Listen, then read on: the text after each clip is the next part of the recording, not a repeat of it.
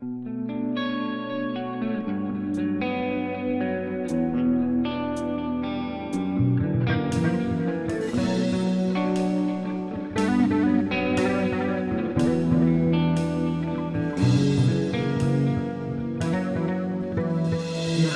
kayang baguhin ng isip at puso at binabalikan.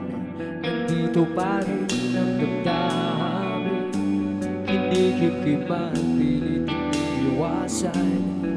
Mga bagay na ayaw isipin at di ko man lang kayang bitawan.